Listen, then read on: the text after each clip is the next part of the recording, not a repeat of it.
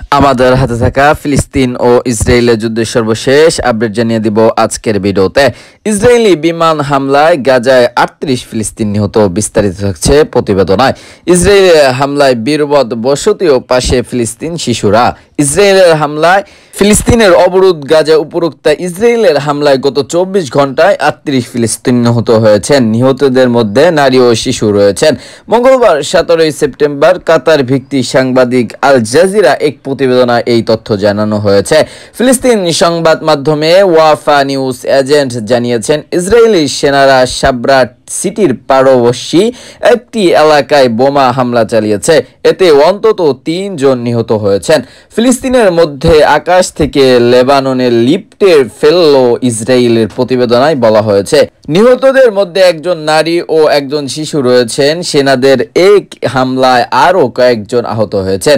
Al Jazeera জানিয়েছেন, গাজায় ইসরায়েলের হামলায় ৪১,২০০ জনের বেশি মানুষ নিহত হয়েছেন। দেশটির এই হামলায় আহত হয়েছেন আরও অন্তত ৯৫,০০০-এরও বেশি মানুষ। গাজার বেসামরিক প্রতিরক্ষা সংস্থা জানিয়েছেন, সোমবার পক্করিয়া ইসরায়েলের বিমান হামলায় অন্তত ৩৫ ফিলিস্তিন নিহত হয়েছেন। এক বিক্ষে গাজা সিভিল ডিফেন্স জানিয়েছেন, উত্তর গাজায় ইসরায়েলি সেনারা ৬ ফিলিস্তিনকে হত্যা করেছে।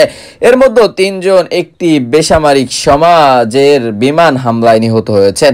এতে আরও বলা হয়েছে, গাজায় ইসরায়েলের বিমান হামলায় ২ শিশু ও ১ নারী সহ অত্যন্ত ১০ ফিলিস্তিন নিহত হয়েছেন।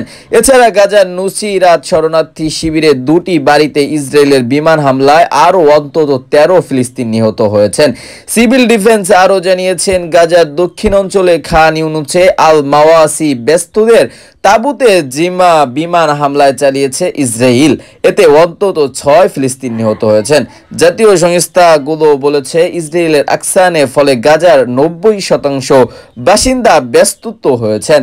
এছাড়া সেনার প্রায় ৫ লাখ মানুষ বিপজ্জনক ক্ষুদ্র সম্মুখীন হচ্ছেন, এমনকি উপক্তি অবস্থায় রয়েছে। উল্লেখ্য, গত ৭ অক্টোবর ইসরায়েলের নজির বাহিনী হামলা চালিয়েছে ফিলিস্তিনের উপর।